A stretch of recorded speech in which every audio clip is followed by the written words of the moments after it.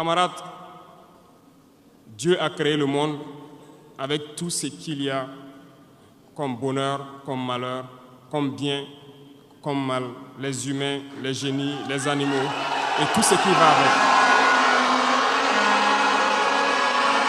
Mais nous, humains, avons décidé de faire du monde autre chose. Chez les impérialistes, ils ont une vision du monde que je m'en vais vous expliquer. Le monde se résume en un triangle pour eux. Vous verrez le triangle dans la plupart de leurs insignes. Peut-être que vous ne comprenez pas, mais le monde se résume en un triangle. Pour eux, au sommet du triangle se trouve l'empire du bien. Et l'empire du bien, c'est eux. C'est la prospérité, c'est tout ce qui est positif. C'est eux qui ont droit à tout ce qui est bonheur sur ce monde. C'est eux qui ont droit à toutes les richesses. C'est à eux d'imposer leur manière de voir le monde. C'est à eux d'imposer leur vision, leur mode de vie. Voilà pourquoi, pendant la colonisation ou leur conquête, je dirais, ils venaient vers nos terres et ils disaient qu'ils ont découvert nos terres parce que pour eux, nous sommes des sauvages. Nous n'avons rien de comme eux, en fait. Donc, ils nous appelaient des indigènes et c'est eux, le peuple. Ils s'arrogent tous les droits et pour eux, le monde doit marcher comme ce qu'ils veulent. C'est simple, je prendrai quelques exemples. Regardez à travers leurs films, ils ont préparé l'esprit de leur peuple pour les faire comprendre qu'ils sont les meilleurs. C'est eux qui doivent tout posséder. Vous ne direz pas le contraire. Dans tous leurs films qu'ils propagent, vous trouverez toujours les méchants, ce sont soit les Russes, soit les Sud-Américains, soit les Noirs qui jouent les mauvais rôles de trafiquants de drogue, de proxénètes, de trafic d'humains, jusqu'à un passé récent, bien sûr. Vous trouverez les Arabes qui jouent le rôle des terroristes. Voilà un peu comment ils perçoivent le monde. Quand je prends sur le volet économique, qui parmi nous n'a pas traité les produits chinois des produits Shintok, comme on aimait l'appeler, de mauvais produits? Mais aujourd'hui, j'ai pu vous dire qu'on a tout tort, parce que la Chine est à un niveau de technologie assez avancé, et c'est en Chine que la plupart de ces pays viennent s'approvisionner, mettent leur marque dessus et nous revendent comme étant leur propriété. Regardez autour de vous. Nos entrepreneurs qui sont dans le BTP ne diront pas le contraire. Tous leurs engins aujourd'hui sont chinois. Ceux qui font le transport ne diront pas le contraire. Ils nous ont menti parce que nous avons fait le tour du monde un peu dans ces 20 mois pour chercher des entreprises, pour chercher des usines. Et nous avons compris que tout revenait là-bas. Mais par leur communication, ils nous ont amenés à détester tous les produits chinois, à vouloir nous faire comprendre que ce qui est bon venait de chez eux, pas forcément d'ailleurs. C'est simple.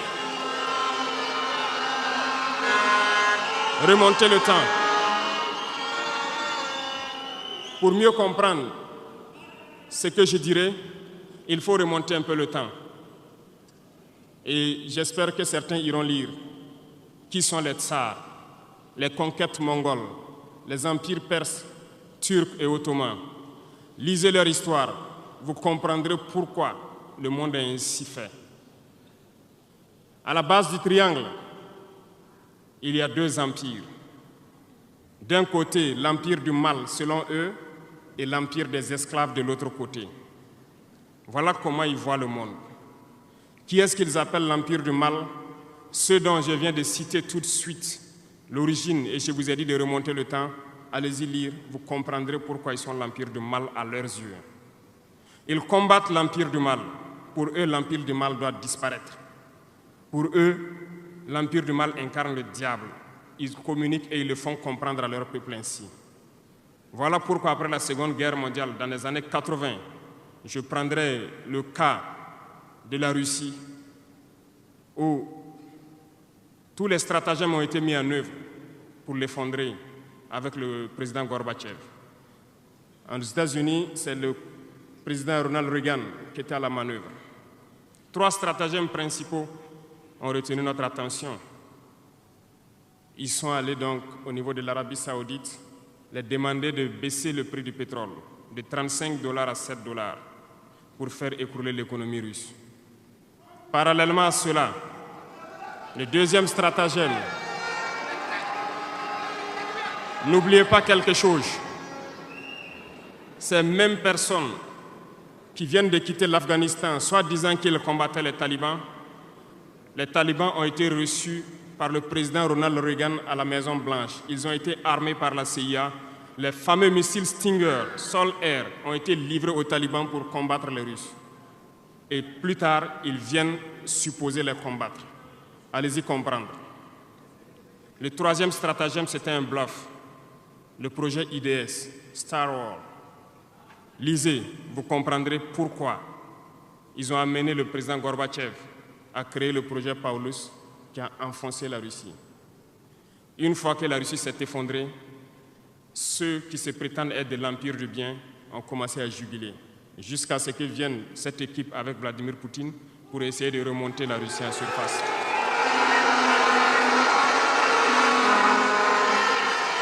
L'Empire du mal, selon eux, a beaucoup souffert. Regardez l'Iran aujourd'hui, toutes les sanctions possibles. Regardez comment ils qualifient certains peuples. Par la communication, ils peuvent arriver à vous amener à faire détester un peuple ou à aimer un peuple. Ils sont très forts dans la communication et ils passent par tous les canaux possibles. Regardez les guerres qui sévissent. Ils ont tout inventé pour leur propre intérêt. Et enfin, l'empire des esclaves, selon eux, c'est l'Afrique et certains peuples d'Amérique du Sud. Dans leur tête, comme je le disais dernièrement, l'Afrique les appartient, nos terres les appartiennent, les richesses de l'Afrique sont pour eux. Et ils ne peuvent pas concevoir que des Africains puissent s'émanciper, sortir la tête de l'eau et vouloir donc les tenir tête. Et pour cela, ils se sont mis un cliché en tête. L'Africain est facile à manipuler, il n'est qu'émotion. Ils trouveront toujours un Africain pour lutter contre son frère. Et ça a toujours été comme ça. Par la communication, ils vous ont amené à détester votre propre couleur de peau.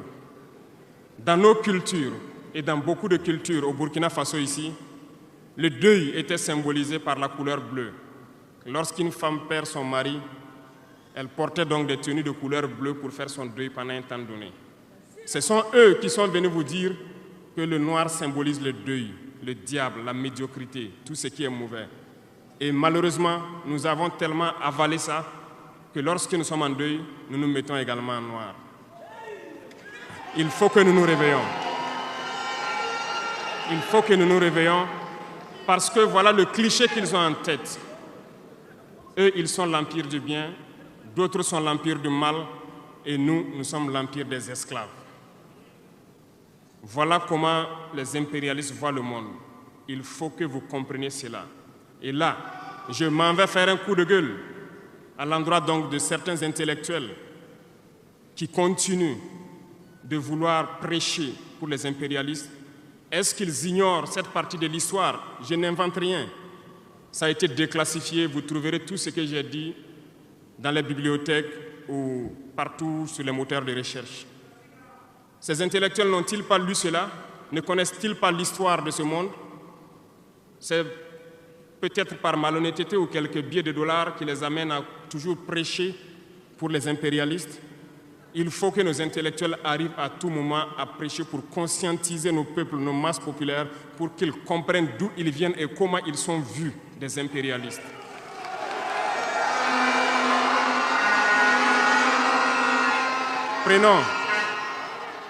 Prenons l'histoire de quelques guerres. Vous avez suivi la guerre d'Irak. Un gros mensonge qui a été inventé, soi-disant de possession d'armes de destruction massive. Certains sénateurs, au niveau des États-Unis, ont tout fait pour avoir les preuves. ils ne l'ont pas eu. Souvenez-vous que plusieurs personnes ont démissionné de la CIA après cette guerre. Des preuves ont été inventées de toutes parts. Des services secrets occidentaux les ont aidés à fabriquer des preuves. Et on se souvient que le même Niger a été accusé en son temps en montant une fausse convention, un faux contrat de vente d'uranium à l'Irak. C'est le même processus qu'ils ont voulu amener la dernière fois pour soi-disant que le Niger vend de l'uranium clandestinement à l'Iran. C'est du déjà vu. Ils ont prétexté cela, ils n'ont pas eu de preuves. Même les Nations Unies ont trouvé finalement qu'il n'y avait pas de preuves tangibles de présence d'armes de destruction massive. Mais ils avaient leur objectif, il fallait détruire l'Irak. Ils ont détruit l'Irak. Ils ont créé l'État islamique. Tout comme ils ont créé les talibans dans les années 80, les armés, les équipés. Et après, ils prétendent venir les combattre. Comprenez le jeu. Ça n'a que trop duré. Il faut qu'on se réveille et qu'on comprenne tout ça et que nous prenions conscience de notre situation et nous battre pour notre avenir.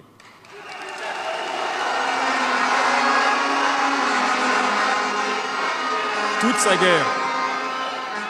ces guerres ont été inventées, passant par l'Irak, la Syrie, la Libye, dans le but de déstabiliser le monde à leur profit, parce que nul ne doit pouvoir les égaler.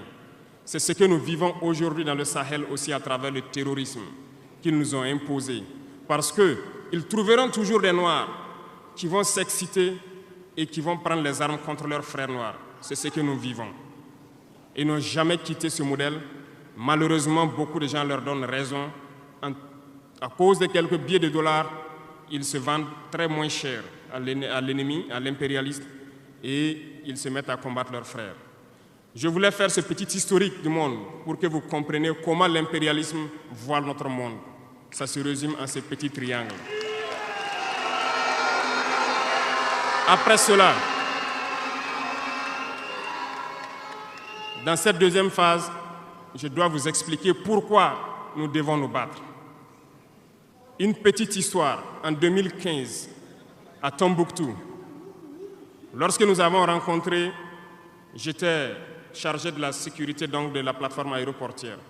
Dans les patrouilles, nous avons rencontré des individus qui rôdaient autour.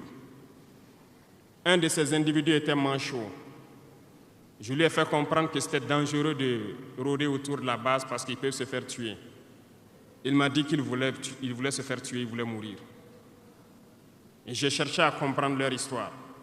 Certains étaient fous, d'autres étaient normaux, mais ils cherchaient à mourir à cause du terrorisme.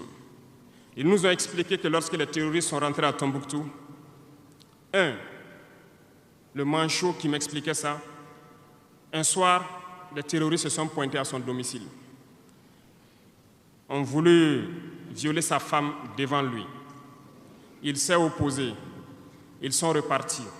Le lendemain, on est venu le pêcher à la maison, l'amener à la place publique. On l'a accusé de vol. On a tranché sa main, on l'a battu. Il est reparti à la maison. Son fils, qui avait 16 ans, qui s'occupait de sa main, ils sont revenus. Ils ont violé la femme. Ils ont enlevé son fils.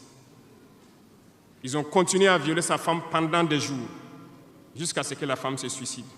Et ils ont amené son fils, il n'a plus retrouvé son fils. Et lui, il préfère mourir. Voilà pourquoi il marche autour. Le jour qu'une sentinelle va lui tirer dessus, ça lui fera plaisir. D'autres ont connu le même sort. Ils ont été enlevés de chez eux parce qu'ils refusaient que les terroristes touchent à leurs femmes ou à leurs filles. Et le lendemain, on vient les soustraire, on les amène à la place publique, on les battait à sang. Et après, ils allaient faire leurs sales besoins. Beaucoup de familles ont été détruites ainsi. Ce sont des criminels, des violeurs, des bandits, des trafiquants de drogue qui sont armés et qui sèment désolation dans nos contrées. Ils ne le font au nom d'aucune religion. Malheureusement, ici au Burkina Faso, certains villages se sont laissés compromettre par ces individus. Je parle en connaissance de cause. En 2022 à côté, j'ai été chercher avec mon unité dans un village parce qu'ils ne voulaient pas que nous restions là-bas parce qu'ils sont en bonne entente avec les terroristes. Ceux qui m'écoutent, ils savent de quoi nous parlons. Plusieurs autres unités sont témoins. Certains villages ont refusé catégoriquement que des FDS foulent leur sol parce qu'ils sont en bonne intelligence avec les terroristes. Nous leur avons fait comprendre qu'il n'y a pas d'alliance possible avec ces criminels, parce que c'est eux qui décident du jour où le pacte se rompt. Plus tard, je pense que beaucoup de villages ont compris cela. Lorsque le pacte s'est rompu, ils sont revenus sur les réseaux sociaux pour appeler au secours. Nous y avons été. Mais c'est pour dire, peu importe ce qu'ils viendront vous dire, peu importe les flatteries possibles, peu importe le pacte que vous avez signé avec eux, le jour qu'ils décident de mettre fin au pacte, ils viendront tuer et mettre fin au pacte. Il n'y a pas d'alliance possible avec les terroristes. Il n'y a pas d'alliance possible avec ces criminels. Ils sont à combattre. Un point, c'est tout.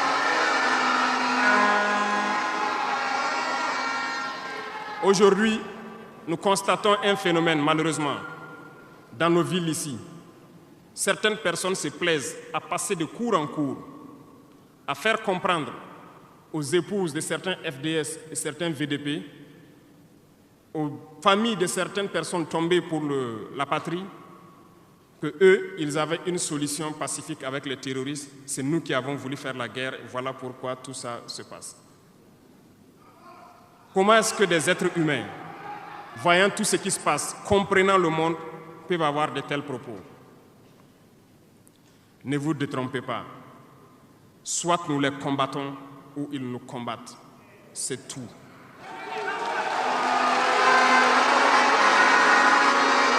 Les gens se cachent. Ces gens se cachent soi-disant derrière un semblant de dialogue ou de négociation. Encore, ils vont vous ramener à traîner dans la boue. C'est ça l'objectif de l'impérialisme, que le fléau dure, que ça dure dans le temps, que vos États ne soient pas structurés et qu'on continue de profiter de vos richesses. Plus ça dure, plus ça les arrange. Et malheureusement, ces individus qui passent de cour en cour font le jeu des impérialistes.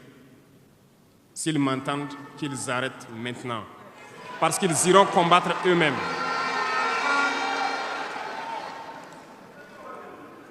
Nous n'avons pas le choix que de combattre. Et nous avons opté pour le combat, et c'est par là que nous serons libres, que nous serons réellement indépendants. Pour ce faire, nous avons pris le soin de diagnostiquer le problème profond du Burkina Faso. J'avoue que le problème est réel et profond. Le mal est là. Nous l'avons diagnostiqué et nous découvrons de jour en jour le système. Plusieurs nœuds ont été défaits, mais des nœuds restent à défaire parce que tous les jours que Dieu fait, nous découvrons certaines pratiques. Je peux comprendre, plusieurs décennies durant, ce système s'est installé. C'est devenu comme un gène dans nos ADN. Mais il faut que nous arrivions donc à soustraire ce gène donc de nos ADN et pouvoir construire un Burkina nouveau. Voilà pourquoi dans la troisième phase de mon propos, je m'en vais donc donner des lignes directrices dans certains domaines clés. Nous ne donnerons pas de détails sur notre programme, si on peut le dire ainsi, parce que quand le programme est connu au détail près, ils vont anticiper, ils vont poser des obstacles sur nos routes et nous empêcher d'atteindre nos objectifs. Mais nous pouvons donc nous résumer en quelques mots. Parlant donc du domaine de la défense et de la sécurité, comme vous le constatez, nous avons opté pour le combat. Et pour cela, nous avons doublé presque les effectifs dans nos forces armées. Nous continuons de recruter et je pense que dernièrement, des recrutements ont été lancés côté officiers et sous-officiers et bientôt, dans quelques jours, le recrutement pour au moins 10 000 soldats devrait être lancé. Nous continuerons à renforcer les effectifs pour faire face. Parce que, où que vous soyez, malgré le recrutement qui a été fait, il y a toujours le besoin de militaires. Partout au Burkina Faso, certains villages continuent de vouloir la présence militaire. Donc, il y a lieu de continuer à recruter et à équiper. Et je peux vous assurer que nous sommes sur cette lancée. Depuis janvier 2023, nous avons pu lancer un programme d'équipement. C'est vrai, le monde est fou, il y a la guerre partout. Aucune nation ne prend son équipement et vendre, on fabrique pour vous. Ce qui a fait que ces équipements ont traîné près de 18 mois, mais les premiers ont commencé à venir, comme vous avez pu le constater la dernière fois, et les équipements vont continuer à venir, parce que nous voulons que le niveau de notre armée atteint un niveau jamais égalé dans la sous-région.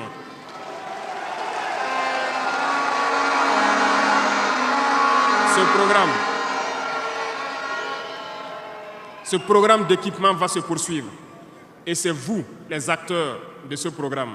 Parce que depuis que nous nous battons, j'ai pu vous dire, ces soi-disant amis du Burkina qui étaient là depuis longtemps, qui sucent nos richesses, même une seule cartouche de Kalachnikov, nous n'avons reçu de personne pour faire notre combat. C'est vous qui payez. Et nous continuerons à faire corps avec notre peuple pour pouvoir mener cette lutte. Nous avons des partenaires qui ont accepté de nous vendre des équipements et qui ont même proposé de pouvoir nous livrer des équipements stratégiques et que nous puissions payer dans le temps. Nous leur en remercions pour ce geste.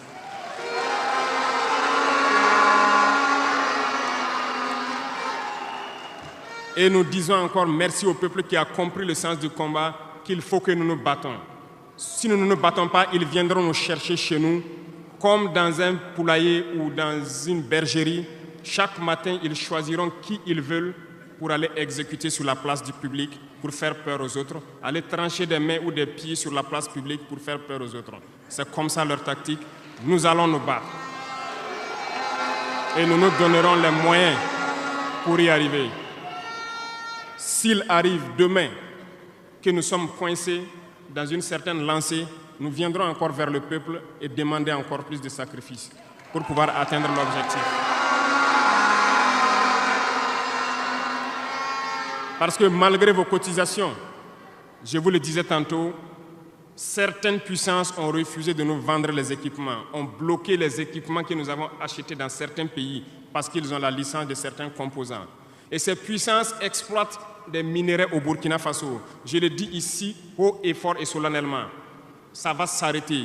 Nous allons retirer des permis d'exploitation. Nous n'allons pas permettre cela.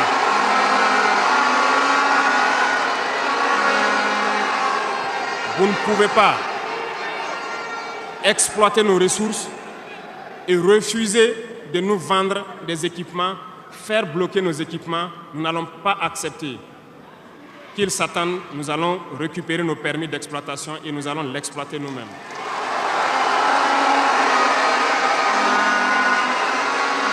Revenant. Pour conclure sur le volet donc de la défense, nous n'allons pas trop nous étaler là-dessus, mais sachez que tout ce qui est déjà arrivé, les hommes sont en formation là-dessus, d'autres équipements viendront et cette guerre, nous allons la mener. Beaucoup de stratégies ont été déjà écrites et nous les adaptons au fur et à mesure du comportement de l'ennemi. Et nous allons vaincre très prochainement ce terrorisme ici au Burkina et même dans l'AES.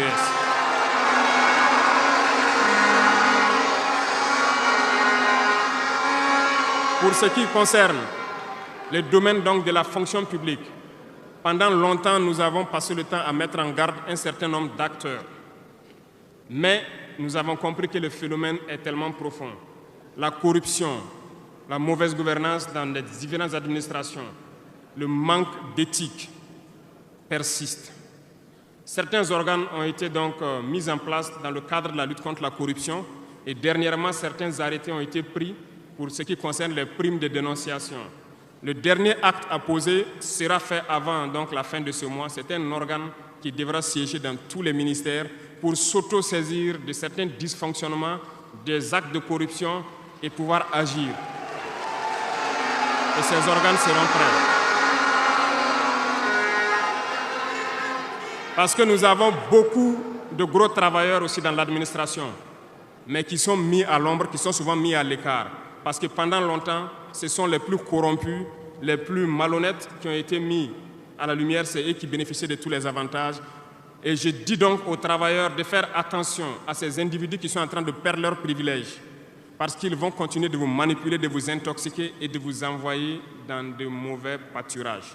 Faites très attention à ces individus qui sont en train de perdre leurs privilèges, parce que nous n'allons pas permettre à ce que une soi-disant élite donc, qui avait été programmée s'arroge tous les droits donc, dans nos différentes administrations. Le dernier organe sera mis en place avant la fin de ce mois et le travail réel va commencer. Vous entendrez dire un peu partout à l'issue de ça que nous ne respectons pas certains textes, nous ne respectons pas certaines lois, mais il n'y a pas de loi ou de textes qui tiennent dans cette lutte lorsque c'est pour l'intérêt de la patrie. Qu'ils se le tiennent pour dire, donc nous allons aller dans ce sens. Nous avons donc dans le processus du recrutement adopté une ligne de conduite. Nous sommes en train de faire un diagnostic, de vérifier les présences et de voir les besoins. Il n'est pas exclu qu'au cours de l'année, certains concours soient lancés pour augmenter des effectifs dans certains endroits. Certes, il y a eu d'abord une vague de concours qui a été lancée, mais dans tous les milieux, ils sont en train de faire le point. S'il y a besoin, je dis bien s'il y a besoin, nous continuerons encore de recruter pour être à un niveau acceptable et pouvoir faire fonctionner les différents organes donc, du pays pour le bonheur donc, des masses populaires. Dans le domaine donc, de la diplomatie, nous avons opté pour une diplomatie commune dans l'AES. Toutes les décisions vis-à-vis donc, des partenaires, que ce soit africains ou à l'étranger, seront prises à l'unanimité au sein de l'AES. Mais nous avons aussi opté pour une diplomatie de vérité. Nous ne comptons pas nous mettre dans certaines logiques de mentir ou de couvrir la réalité, soit disant que c'est la diplomatie. C'est faux. Ce n'est pas là la diplomatie. Je puis vous dire que ce que vous voyez en superstructure, lorsque les gens viennent en audience et sortent pour parler au micro, ce n'est qu'une partie visible de l'iceberg. Ce qui s'est passé à l'intérieur dans les huis clos, ça n'a rien à voir avec la diplomatie.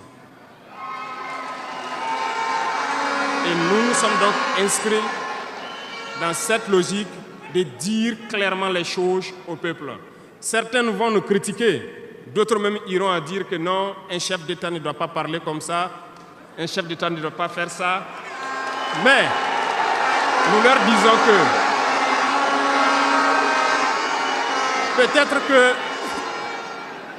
peut-être que ces gens qui critiquent de cette façon lorsque nous disons la vérité, peut-être qu'ils ont une école où ils ont appris à être chef d'État, comment le chef d'État doit être. Sinon, je n'ai pas encore vu cette école. Et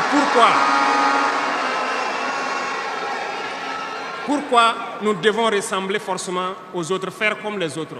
Nous voulons créer notre modèle, notre identité. Et je pense que le Burkinabé, par définition, c'est l'homme intègre. Nous voulons la vérité.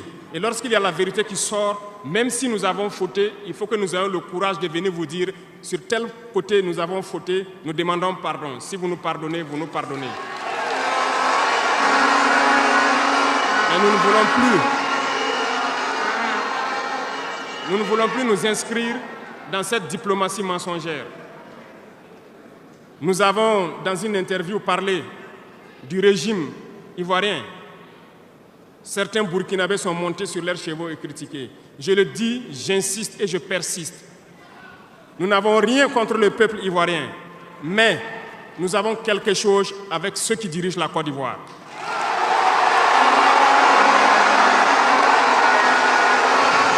Nous le disons et nous le répétons encore.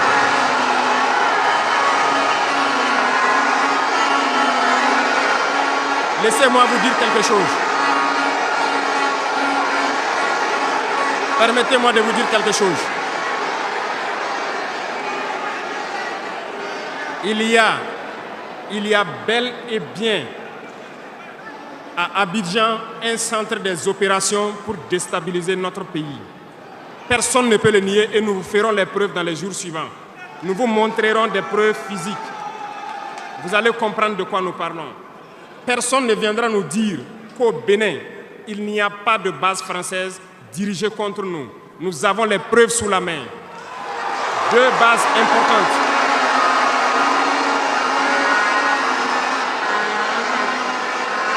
Nul ne peut le contester. Et je les mets au défi. Et nous n'avons rien contre le peuple béninois. Là, nous avons un problème avec la politique des dirigeants béninois. Et nous le disons haut et fort encore. Dans cette diplomatie, nous avons décidé de dire la vérité. Il y a bel et bien 2 bases. Une vers Kandi et l'autre en allant vers Porga ou je ne sais pas quelle localité. Des pistes ont été réaménagées à plus de 3000 mètres de long. Des avions atterrissent. Les gens équipent et forment les terroristes là-bas. Nous avons des enregistrements audio d'agents français au Bénin là-bas qui se jouent les centres des opérations des terroristes. Ils montent les opérations avec eux. Ils les aident à se soigner. Ils font tout ce qu'il y a là-bas. Nous avons tous les détails sur eux. Et vous ne voulez pas qu'on le dise à notre peuple? On va le dire. Si vous ne le voulez pas, s'ils ne le veulent pas, qu'ils arrêtent de se comporter ainsi. C'est simple. Nous n'avons forcé personne à prendre son indépendance. Si vous décidez de rester dans votre situation, mais ne prenez pas vos pays pour en faire des bases arrêts parce que ce sont vos populations qui vont en souffrir après. Et ce n'est pas une bonne politique. Nous le disons par expérience, et je le répète toujours, le Burkina a été une base arrière pour déstabiliser certains pays. Et ce n'est pas bien. Le Burkina a été une base arrière à un moment donné pour les terroristes ici. Voilà le prix que nous payons. Donc, pour prévenir les peuples de ces pays dont je parle, doivent parler à leurs dirigeants et qu'ils arrêtent cette politique parce que ça ne les arrange pas du tout.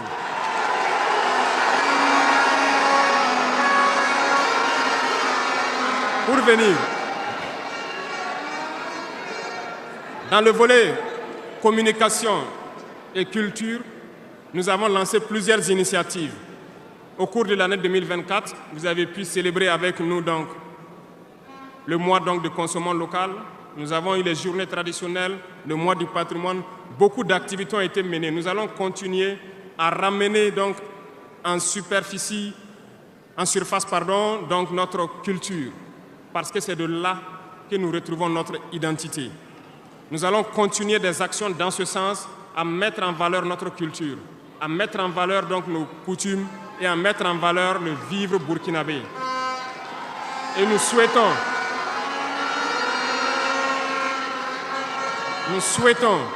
que chacun soit acteur de l'émergence du Burkina Faso à travers sa manière de communiquer.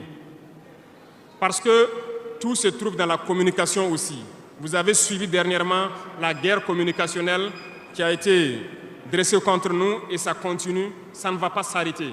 Et je souhaite que tous ceux qui sont dans la communication puissent être professionnels. Lorsque nous voulons poser un acte communicationnel, qu'on se pose la question, est-ce que c'est pour la patrie ou contre la patrie, avant de poser l'acte. Peu importe.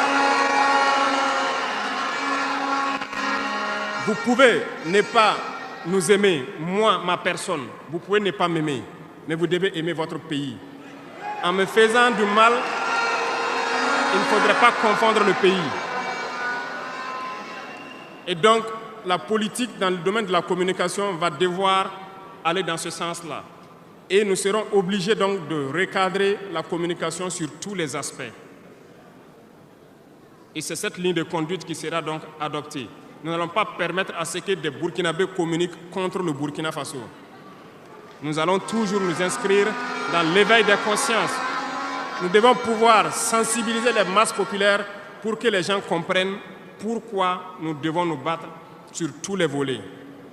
Revenant au domaine donc de l'agriculture, comme vous pouvez le constater, nous avons lancé des initiatives depuis 2023 et cette année, l'offensive a été lancée. Ça se passe plus ou moins bien.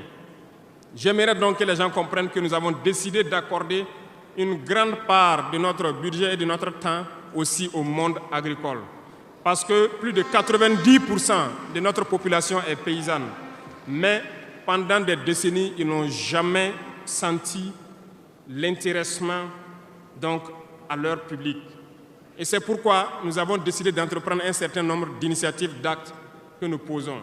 Nous aimerions pouvoir labourer tous les champs de tous les paysans de Burkina Faso, les donner les semences qu'il faut et les permettre de pouvoir avoir les intrants nécessaires à coûts subventionnés pour pouvoir nous aider dans la lutte contre l'insécurité alimentaire. Parce que l'autosuffisance alimentaire est un droit. C'est dans ce même sens que nous avons créé dernièrement l'ONBA, l'Office national d'aménagement des barrages hydro-agricoles. Nous allons l'équiper parce que tous êtes témoins dans vos différentes régions que nous avons beaucoup retenu d'eau, beaucoup de barrages, mais qui sont ensablés, qui sont bouchés. Et nous avons la possibilité de faire d'autres barrages. Nous sommes en train de payer de l'équipement pour cet office pour qu'il puisse se déployer sur le territoire et avec la contribution des populations, pouvoir construire beaucoup de barrages et désensabler beaucoup de barrages. Nous allons poursuivre ce combat. Nous allons poursuivre ce combat jusqu'à l'atteinte de l'autosuffisance alimentaire et que nos populations puissent manger à leur faim. Dans le domaine donc, des infrastructures, nous avons un manque crucial de routes. Et en faisant l'analyse, nous avons trouvé pour certaines routes des études très vieilles. Et pour d'autres, il n'y a pas d'études. Nous ne pouvons pas construire une route sans avoir des études. Les études sont préalables. Voilà pourquoi dans ce secteur, nous avons ordonné au ministère de faire beaucoup d'études sur beaucoup de tronçons, ce qui nous permettra donc à l'avenir de pouvoir lancer des travaux et bien faire ces travaux pour que ce soit durable sur beaucoup de tronçons. Pour cela, nous avons remarqué que les frais pour bitumer 1 km de tronçon, nous sommes autour de 500 millions de francs. Donc pour 100 km avec les ouvrages d'assainissement, nous n'avons pas moins de 60 milliards pour faire 100 km de route bitumée. C'est très cher et très coûteux. La technique a été de créer donc des brigades d'intervention, donc des infrastructures. Nous sommes en train donc de vouloir équiper plusieurs brigades avec de l'équipement pour faire le minimum et permettre donc aux entreprises aussi du BTP de vivre et de faire une partie. Nous allons partager donc la poire en deux pour pouvoir baisser les dépenses et pouvoir faire le maximum de routes possibles dans un laps de temps.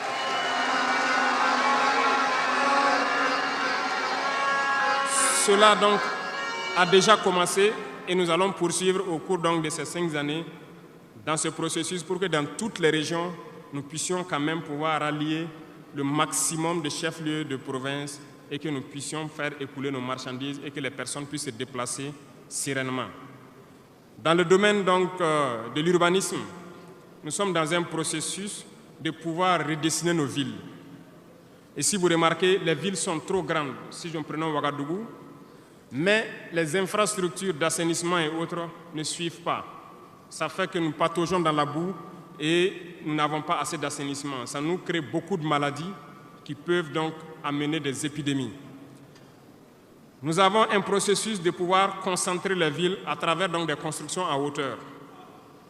Pour cela, nous avons un plan que nous avons établi pour pouvoir aller d'un quartier et concentrer le maximum et maintenant étendre aux autres quartiers.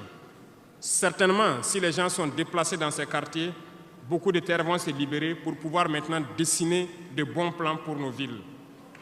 Nous allons commencer par des villes, un certain nombre de villes d'abord, et pouvoir l'étendre à toutes les autres villes. L'urbanisme doit pouvoir donc nous amener à jouer sur le volet de la santé. Parce que si l'urbanisation est bien faite, il y a un bon nombre de maladies telles que la dengue, le choléra et certaines maladies liées aux eaux sales qui stagnent dans nos rues. Nous allons donc avoir un bon résultat dans le domaine sanitaire. Ce qui m'amène donc dans le volet de la santé. Nous avons décidé depuis un temps de rehausser le plateau technique d'un certain nombre de CHR, d'équiper certains centres donc de scanners et d'appareils qui puissent permettre aux citoyens d'avoir des examens adéquats et à moindre coût. Nous allons continuer dans ce processus. Voilà pourquoi nous avons lancé l'initiative présidentielle pour la santé au Conseil des ministres passé. Il s'agira de créer ce que nous avons appelé des centres de santé communaux. Et dans ces centres de santé, nous avons intégré un minimum de services qui doivent être servis aux populations.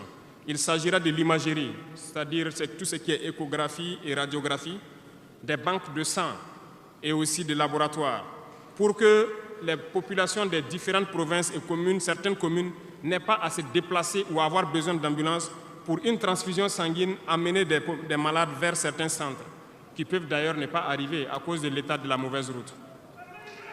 Donc, cette initiative est déjà lancée et nous allons faire en sorte que nous puissions commencer avant la fin de l'année la construction des premiers centres et leur équipement.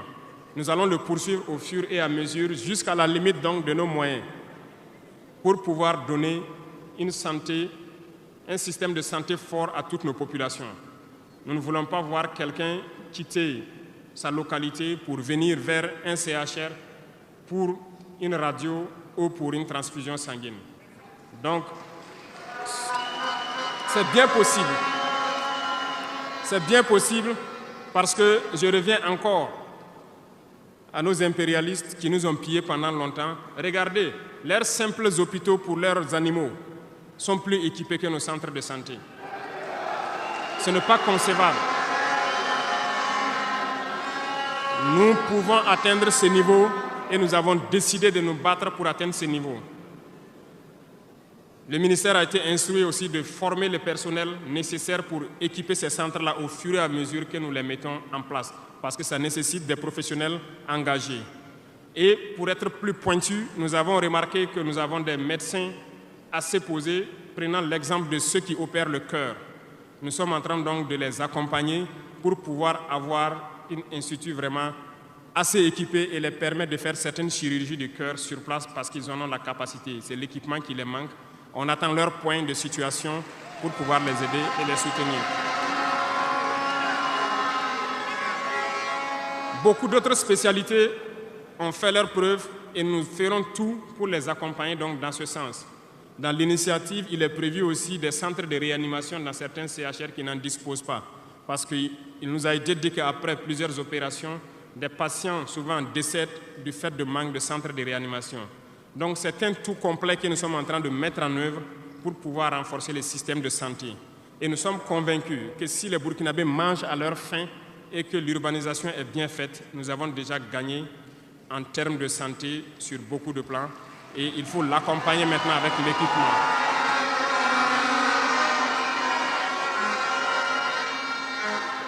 Dans le domaine de l'éducation, nous avons fait le diagnostic et comme vous le savez, nos camarades étudiants sont là, ils ne diront pas le contraire. Comment quitter ces chevauchements d'années, comment refaire le système? Eh bien, nous avons abouti à une conclusion. Nous avons lancé l'initiative aussi pour l'éducation de qualité. Ça va intégrer tous les volets, de la maternelle jusqu'à l'université. Les premiers bâtiments devront donc pousser aussi avant la fin de l'année. Nous avons opté pour des constructions en hauteur, pour rassembler le maximum d'élèves sur des superficies données, pour permettre un contrôle approfondi et judicieux de l'enseignement, parce que l'enseignement, c'est aussi de l'éducation. Et au finish, nous devrons avoir des complexes dans la plupart de nos communes, qui vont de la maternelle jusqu'au secondaire, et les centres universitaires doivent voir leur capacité augmenter aussi. Quand nous prenons aujourd'hui nos salles de classe à 3 classes qui sont construites un peu partout, la saison des pluies a commencé, les intempéries encore sont venues nous montrer que ce n'est pas la bonne option. Voilà pourquoi nous ne voulons plus faire ces centres isolés avec des petites maisons de 3 salles et nous allons passer à des constructions à hauteur pour avoir le maximum d'élèves dans un espace donné et l'encadrement conséquent pour une éducation de qualité. Beaucoup d'autres choses seront initiées dès le primaire. Nous allons revenir à certains fondamentaux de discipline et d'instaurer donc un certain nombre de valeurs à inculquer aux plus jeunes depuis le primaire pour qu'ils soient de bons citoyens de demain. Une partie. Il y aurait donc un début de formation militaire, si je peux le dire comme ça, civique et patriotique au tout petit pour pouvoir continuer dans les lycées. Et le programme national donc au niveau du SND est en train de muter. Le texte était venu en conseil, nous l'avons renvoyé avec des amendements pour que les travailleurs qui sont en activité actuellement puissent aussi passer dans ce centre pour avoir une formation militaire et ça fasse s'organiser à tour de rôle sur des périodes bien précises. Tout est une question de discipline parce que par excellence, la formation militaire doit pouvoir discipliner les gens. Donc nous allons inculquer un certain nombre de valeurs au niveau donc de notre éducation. Revenant donc au centre universitaire, avant aussi la fin de l'année, nous allons commencer la construction d'un certain nombre d'amphithéâtres. Et plus tard, lorsque les moyens le permettront, nous partirons sur le volet donc, de la restauration et aussi des cités au niveau donc, des différents centres universitaires. Mais nous commencerons par les amphithéâtres pour les permettre d'avoir donc où travailler pour que le décalage qu'il y a en termes d'années qui se superposent puisse se réduire considérablement. Nous avons fait une régulation budgétaire qui doit donc passer à l'Assemblée ce mois-là pour pouvoir donc initier toutes ces opérations.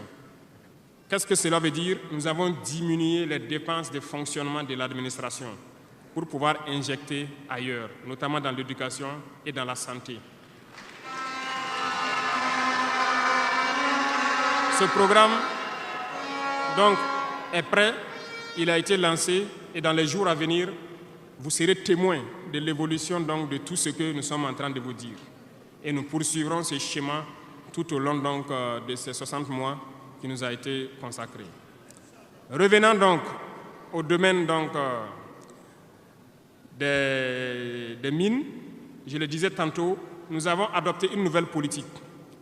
Le Burkina regorge de beaucoup de sortes de minéraux, mais il y a quand même un minéral pour lequel il n'y a plus de secret pour les Burkinabés. Et je m'en vais là saluer donc nos vaillants orpailleurs, très courageux, qui arrivent à rentrer dans les profondeurs de nos terres pour sortir ce minéral-là. Nous nous sommes dit, pourquoi continuer à laisser des multinationales étrangères venir puiser notre or pendant que nous savons l'exploiter nous-mêmes? Voilà pourquoi nous avons ordonné au ministère de réorganiser les orpailleurs et le gouvernement va prendre en compte l'exploitation de l'or. Plusieurs permis, comme je le disais, seront retirés de certaines personnes et nous allons l'exploiter nous-mêmes. Nous allons nous équiper.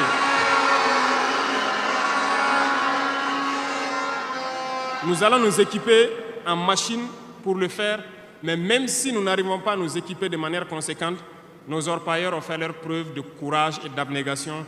Nous allons creuser nous-mêmes notre or et ça sera pour nous au Burkina ici.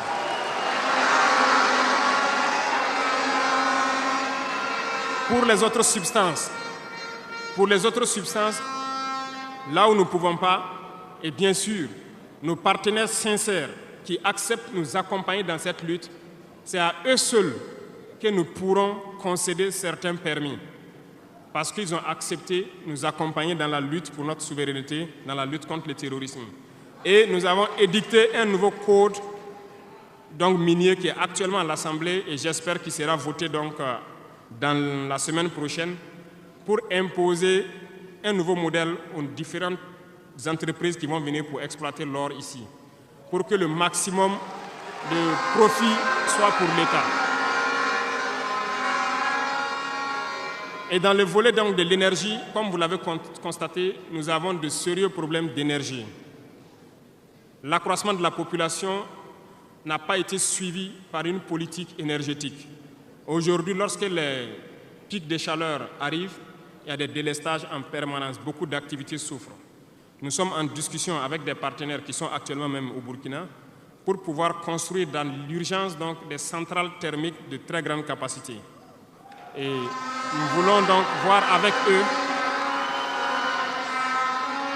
comment on peut réduire les délais de construction. Les discussions portent actuellement sur la réduction des délais de construction et le modèle financier que nous allons mettre en place. Nous espérons aboutir à ça en attendant que notre processus, qui peut paraître long, des centrales nucléaires puisse donc voir le jour.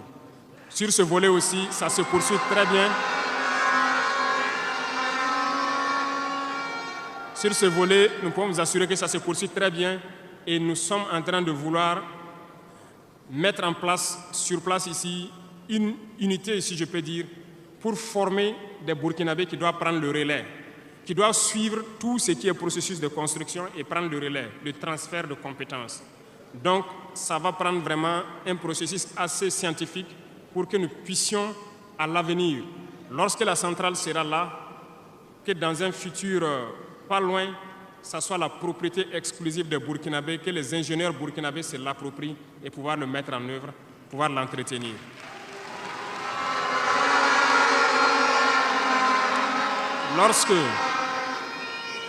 Lorsque les conclusions donc, des discussions qui sont en cours avec les partenaires pour la centrale thermique verront le jour, nous allons vous mettre ça à disposition.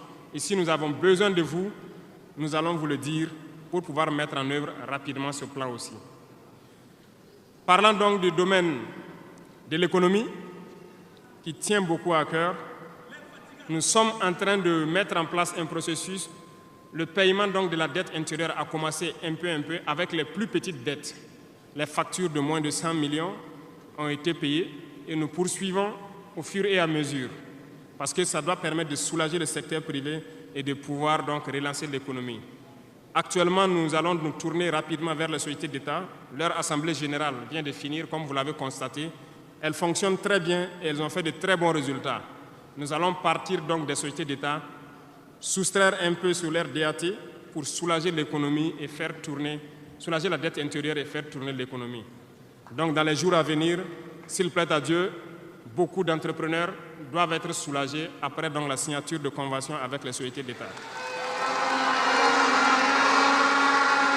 Mais nous sommes en train, donc dans le secteur minier, comme je vous l'ai dit, de prendre une certaine indépendance. Ça doit nous permettre donc de pouvoir avoir un bon nombre de ressources en matière de finances, mais aussi et surtout le volet de l'industrialisation qui doit venir combler ce volet économie-là, parce que nous dépensons beaucoup à l'extérieur.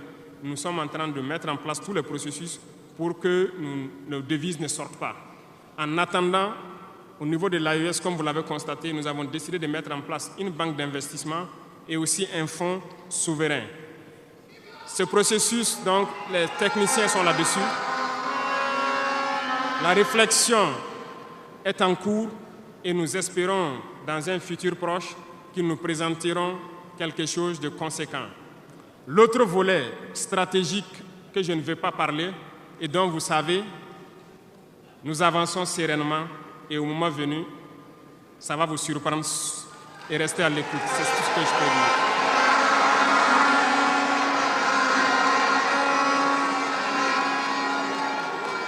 Dans le volet commerce et industrialisation, nous avons aussi posé les diagnostics, comme je vous le disais. Actuellement, comme vous le constatez, nous avons énuméré un bon nombre de produits que nous importons de l'extérieur. Alors, nous sommes en train d'entamer un processus d'industrialisation. Il faut que nous arrivions à mettre le maximum d'industrie sur place pour transformer nos matières premières et pour pouvoir fabriquer ce que nous consommons. Nous sommes dans ce processus et nous discutons avec beaucoup de partenaires pour avoir le maximum d'industrie sur place. Cela va faire en sorte que nos devises ne sortent pas et que l'économie tourne bien et que aussi nous puissions avoir de l'emploi pour les jeunes. C'est dans ce cadre que nous avons pris certains décrets pour faciliter la création des petites entreprises. Nous avons élagué tout ce qui est taxes durant donc un bon nombre d'années pour que les petites entreprises puissent se créer et vivre. Malheureusement, les petites entreprises se retrouvent confrontées aux besoins de financement. Il faut le dire, au niveau des banques, ça s'avère beaucoup compliqué pour qu'on puisse avoir des financements lorsque vous créez votre entreprise. Nous avons rencontré le monde des banquiers et comme je le disais, nous avons échangé, mais je ne suis pas du tout satisfait parce que le retour qui devait être fait pour que nous les accompagnions pour financer les petites entreprises n'est pas satisfaisant.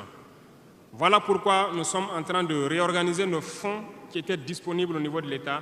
Nous les avons rassemblés en un certain nombre de fonds, tant au niveau de l'agriculture, tant au niveau donc, du ministère de l'Emploi, pour pouvoir prochainement ravitailler ces fonds-là et pouvoir permettre aux jeunes qui créent les entreprises d'avoir des crédits et de pouvoir se lancer. Donc, et je profite interpeller donc le monde donc encore des banquiers de revenir avec des propositions parce que nous avons des solutions, mais peut-être pas de bonnes solutions pour eux. Mais il faut qu'ils reviennent un peu pour nous appuyer à pouvoir aider les jeunes à s'en sortir. Le cas échéant,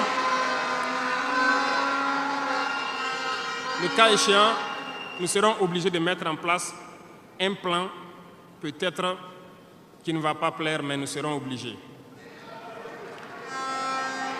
Dans le domaine donc du commerce, comme vous l'avez constaté, beaucoup de gens nous ont interpellés au cours de nos tournées sur les marchés hier. Nous avons fait un point de situation. Il y a tellement de travail à faire pour reconstruire ces marchés hier. Donc, aujourd'hui, quand vous prenez à Ouagadougou, le maire fait des séances de sensibilisation un peu partout, concernant donc un certain nombre de commerçants qui se sont installés de manière anarchique au bord des rues, mais j'ai instruit à ce que ce soit des sensibilisations toujours, en attendant que nous dégageons les espaces pour construire des marchés dignes de ce nom et demander aux gens de venir prendre des boutiques dans ces marchés et maintenant pouvoir libérer les rues pour pouvoir agrandir et assainir notre milieu. Et je profite donc vous demander, vous aussi, population des villes, de nous aider dans cette phase de sensibilisation en vous sensibilisant vous-même pour ne pas aller construire autour des poteaux de la Sonabel qui sont un danger pour vous-même, de ne pas aller construire sur les caniveaux d'évacuation d'eau. Et je compte sur vous pour qu'on puisse donc atteindre cet objectif-là.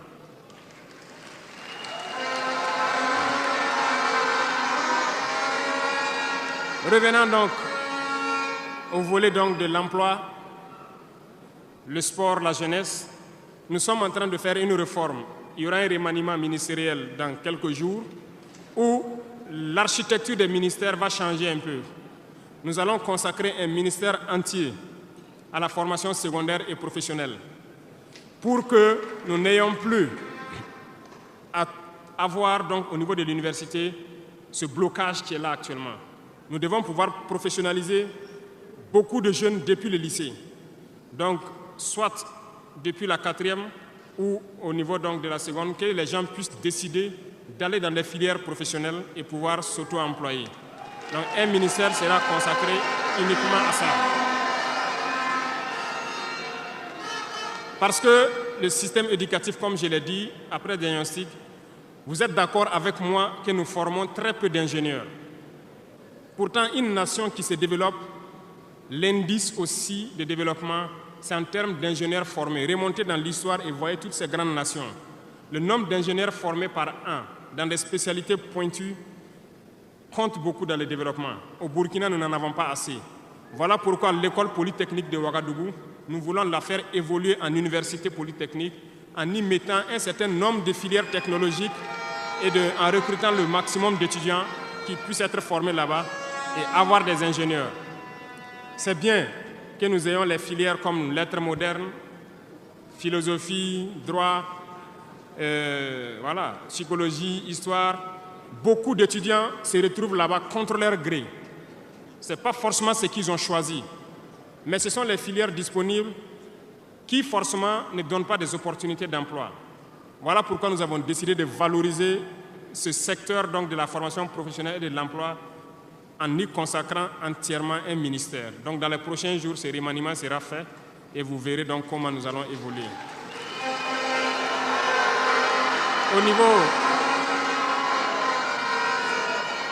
Au niveau du sport, la jeunesse et le sport, nous avons jugé nécessaire qu'il faut reprendre la main. Il faut reprendre la main pour recadrer. Parce que, première chose, le sport permet d'éviter un certain nombre de vices. La drogue, l'alcool, certains vices de la société peuvent être combattus à travers le sport. Nous voulons donc mettre des pôles dans toutes les régions, reconsidérer l'UCBF et toutes les disciplines sportives pour pouvoir les valoriser et créer les pépinières pour qu'au niveau professionnel, nous ayons le maximum de Burkinabés qui défendent les couleurs de Burkina Faso à l'extérieur. Le ministère qui sera consacré à ça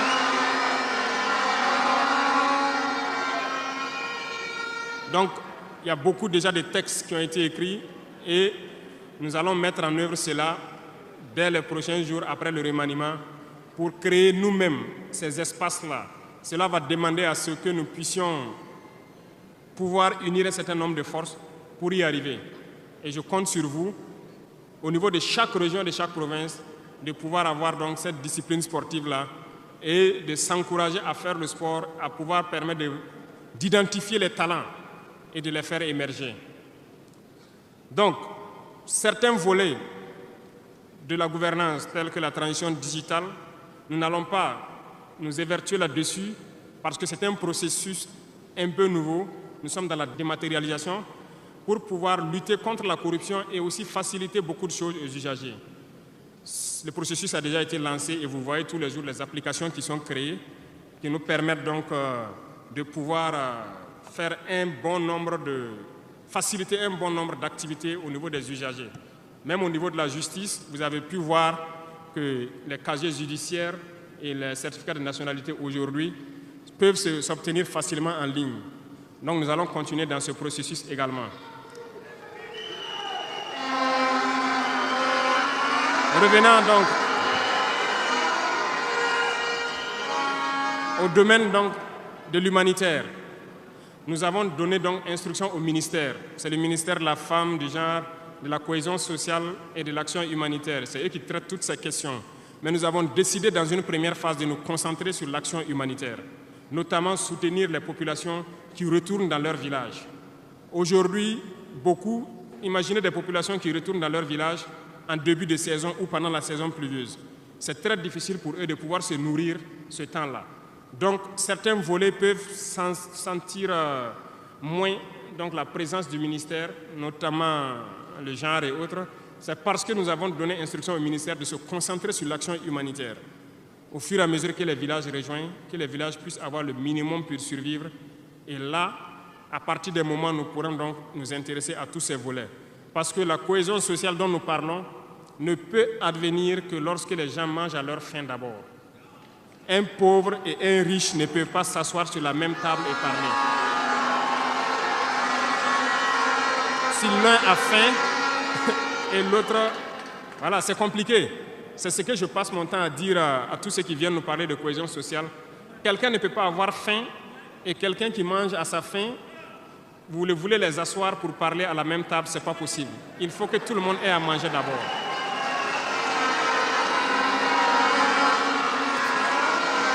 Voilà pourquoi c'est dans la lutte qu'il y a la cohésion. Acceptons de lutter. C'est dans la lutte, c'est dans la guerre qu'est née l'AES. C'est dans la lutte que nous avons pu nous unir dans le Sahel. Et c'est dans la lutte que les Burkinabés sont en train de s'unir. Allez-y voir tous ces villages qui se retournent. Je vous invite à faire le tour. Beaucoup sont venus de différentes provinces.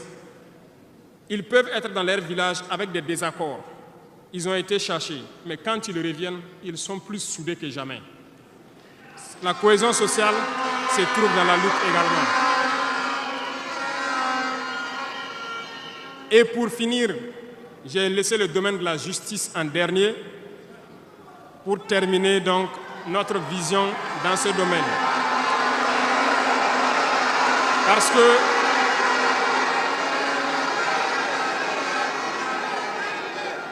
Parce que nous avons un sérieux problème dans ce volet. Nous avons entamé des réformes il n'y a pas longtemps au niveau du Conseil supérieur de la magistrature. Nous avons vu des écrits, nous avons vu des comportements de certains syndicats du monde de la justice. Très bien, certains ont tenté de boycotter tout ce qu'ils peuvent, mais comme le disait Diop, avec ou sans eux, nous allons avancer.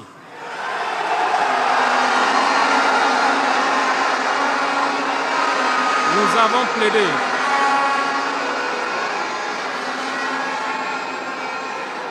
Nous avons plaidé pour une justice juste, si on peut le dire. Nous avons sensibilisé beaucoup les gens, mais nous nous sommes rendus compte qu'il y a beaucoup de brebis galeuses dans leur rang, malheureusement.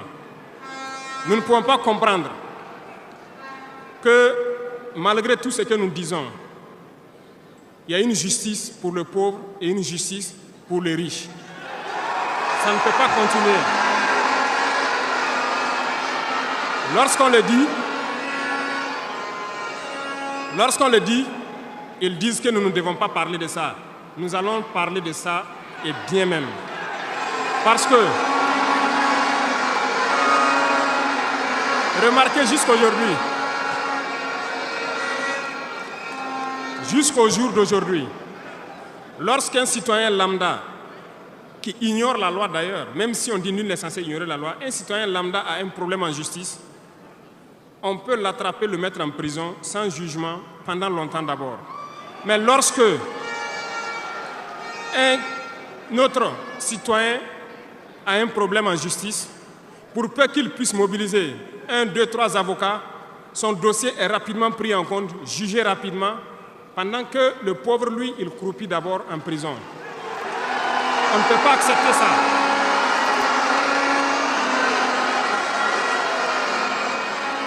Il y a des choses, il y a des situations et il y a des choses sur lesquelles nous n'avons pas voulu nous prononcer par juste devoir de réserve, parce que nous sommes à un certain niveau, on ne veut pas parler en premier.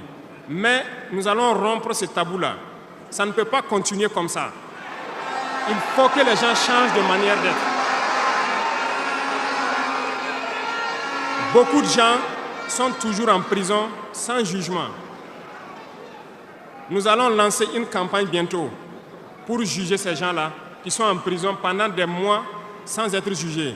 Parce que nous ne pouvons pas payer des gens et vouloir encore qu'on paye lorsqu'il y a un jugement. Ces pratiques vont cesser, ça fait partie du fonctionnement. Et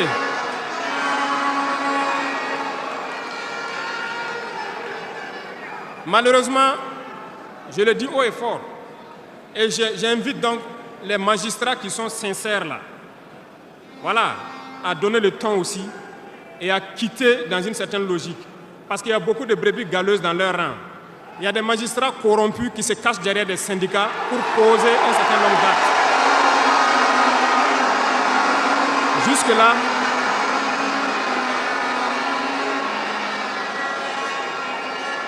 Jusque-là, nous sommes restés dans une certaine logique d'essayer de respecter certaines règles. Mais je veux qu'ils comprennent. Ce n'est pas parce qu'ils savent parler, nous savons parler. Si quelqu'un continue dans cette logique, à chaque instant, nous serons devant le peuple pour les expliquer pourquoi nous avons violé telle décision de justice, tant que ça ne va pas rencontrer l'assentiment du peuple. Parce que c'est le terme qui existe.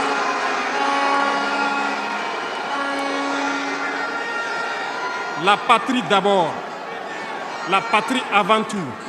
Si une mauvaise décision est prise, soi-disant pour protéger certains individus qui nuisent à la patrie, nous allons nous opposer. Et nous n'allons pas permettre que la décision soit exécutée.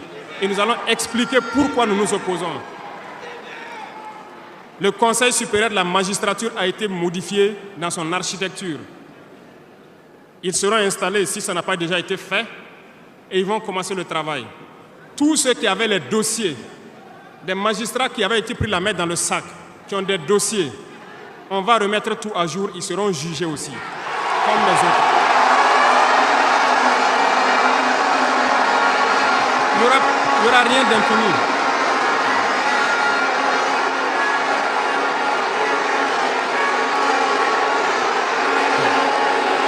Ils sont au courant.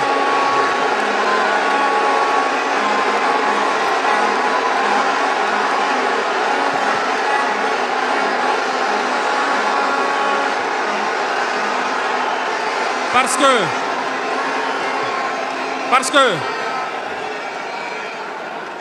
l'injustice est un fléau qui détruit la société. Oui, l'injustice est un fléau qui détruit notre société. Et il faut que ce soit clair. Certains diront qu'on n'avait pas besoin de le dire ici, on avait besoin de le dire. On les met en garde et ça sera fait. Ils vont le voir dans les jours à venir. Et c'est une mise en garde en même temps au nouveau Conseil supérieur de la magistrature qui sera mis en place de prendre au sérieux tous les dossiers. Certaines personnes ont été forcées à la corruption. Certains opérateurs économiques ont été escroqués, forcés à la corruption par certains membres de la justice.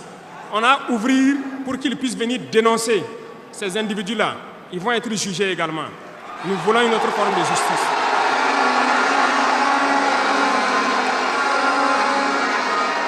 Nous ne le faisons pas pour nous-mêmes. Nous ne le faisons pas pour nous-mêmes, mais nous le faisons pour la masse. Parce que les deux catégories de citoyens, cette minorité qui se retrouve être la minorité dirigeante et la majorité qui est la masse populaire paysanne qui croupit dans les villages, nous n'allons pas permettre à ce qu'il y ait cette distanciation en matière de justice. Donc, j'ai laissé la partie de la justice en dernière partie pour les dire que la bataille sera lancée. Et nous comptons sur les magistrats honnêtes pour faire le travail honnêtement et expédier de leur rang les corrompus, les vendus et les escrocs. Nous n'allons pas continuer à les embourgeoiser, à les enrichir. On va nettoyer. Et s'il faut que...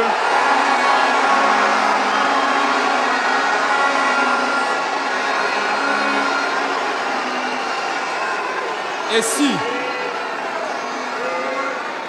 à partir de ces propos que je tiens aujourd'hui, certains décident de faire des mouvements d'humeur ou de ne pas travailler, ils sont libres. Nous prendrons les mesures qui sied. Mais le pays va avancer.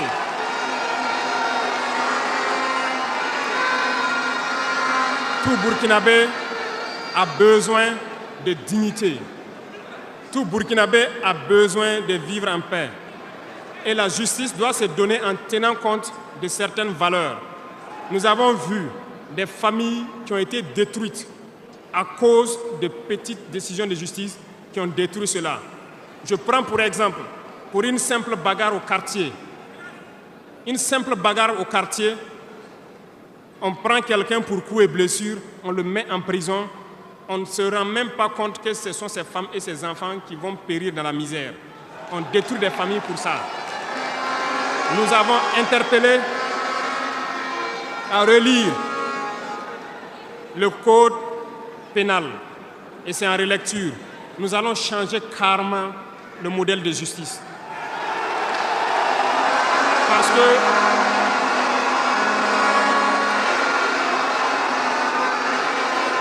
nous l'avons dit et nous le prêchons. Il y a plein de fautes. Il y a plein de fautes qui peuvent trouver un solutionnement sans être forcément la prison. Et je peux vous promettre que dans ces 5 ans, nous allons faire en sorte pour diminuer de manière drastique le nombre de prisons et augmenter le nombre de travailleurs dans nos plaines, parce que nous allons récupérer nos plaines.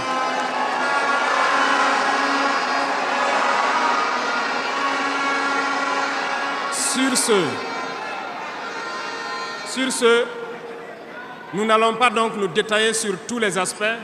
Nous allons nous arrêter là parce que vous avez beaucoup de questions sûrement à poser sur ce que nous venons de dire et nous allons vous apporter les réponses claires, simples et limpides. Merci beaucoup et je vous laisse la parole. Le président du Faso, Ibrahim Traoré, dans son discours, dénonce avec force l'impérialisme occidental, qu'il illustre par la métaphore d'un triangle où l'empire du bien, les puissances occidentales, domine l'empire du mal et l'empire des esclaves, incluant la Russie, l'Iran et l'Afrique. Il critique leur domination économique et culturelle, notamment par la manipulation de la communication, évoquant la diabolisation des Russes et d'autres peuples non occidentaux dans les médias. Il cite également des exemples historiques comme la guerre froide et les stratégies employées pour affaiblir des nations comme la Russie dans les années 1980. Il fait un parallèle avec la perception des produits chinois, jadis méprisés et aujourd'hui incontournables dans l'économie mondiale.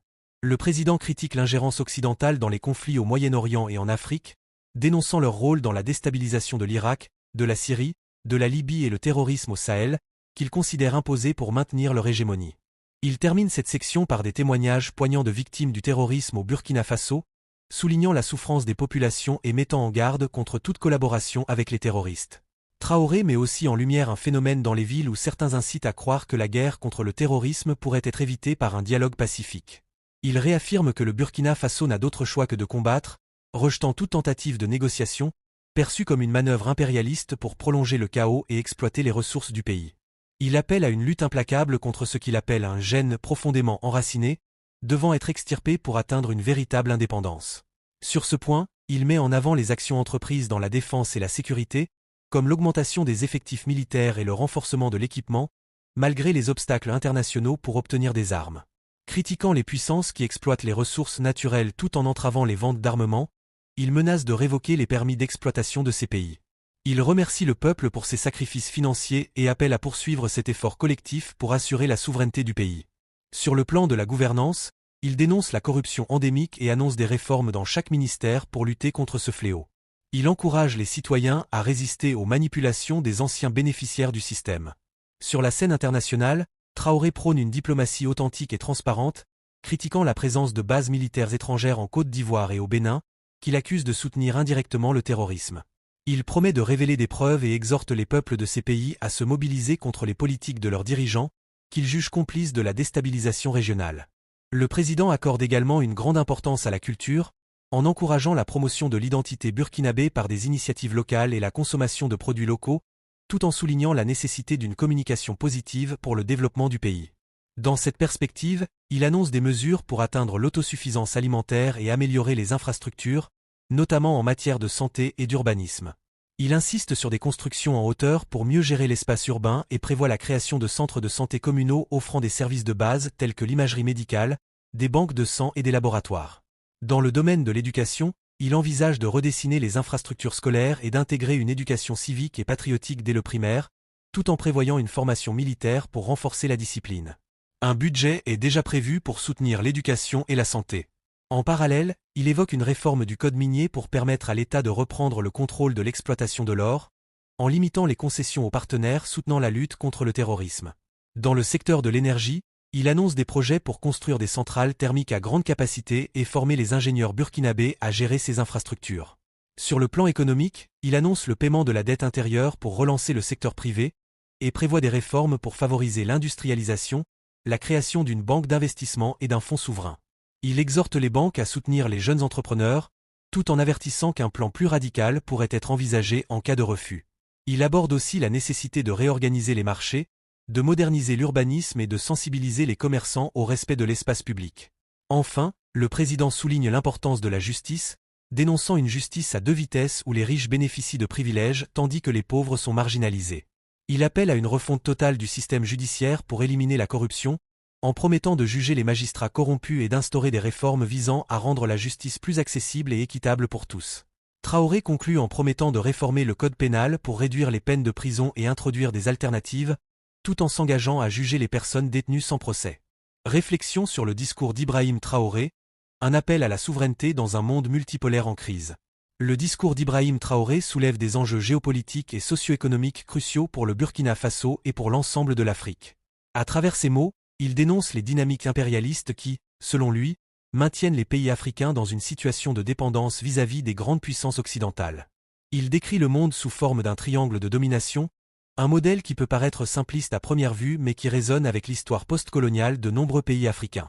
Dans ce triangle, les puissances occidentales se positionnent comme les arbitres des règles du jeu international, tandis que les nations comme le Burkina Faso, la Russie ou l'Iran sont reléguées à des positions inférieures, dominées et exploitées. Cette vision manichéenne des rapports de force internationaux n'est pas nouvelle, mais elle revêt un poids particulier dans le contexte actuel de crise économique mondiale, de tensions militaires et de lutte pour l'influence entre des blocs rivaux. La Russie, souvent mise en avant par Traoré comme un contre-exemple de l'empire du bien, reflète un basculement vers un monde multipolaire où de nouveaux centres de pouvoir émergent, remettant en question l'hégémonie occidentale. Traoré insiste également sur le rôle destructeur de l'impérialisme occidental en Afrique et au Moyen-Orient, rappelant les guerres en Irak, en Syrie, en Libye et la propagation du terrorisme au Sahel.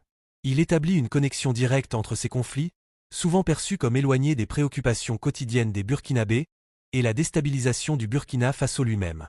La guerre contre le terrorisme, à laquelle il fait face, serait selon lui un produit des ingérences étrangères, destiné à perpétuer le chaos pour mieux exploiter les ressources naturelles du pays. Cette perspective est audacieuse mais controversée. Peut-on vraiment attribuer l'ensemble des problèmes africains à des puissances extérieures, ou y a-t-il également des facteurs internes à prendre en compte, tels que la corruption et les inégalités structurelles? En ce sens, la lutte contre la corruption endémique que Traoré propose constitue une partie essentielle de sa vision pour l'émancipation de l'Afrique. Sa promesse de réforme pour éliminer les réseaux de corruption, qui gangrènent l'administration et l'économie du pays, semble impérative pour la mise en place d'un projet de développement national autonome. Cependant, le président fait également face à un défi. Celui de garantir que ces réformes ne se heurtent pas aux intérêts enracinés, tant internes qu'externes, qui bénéficient de la situation actuelle.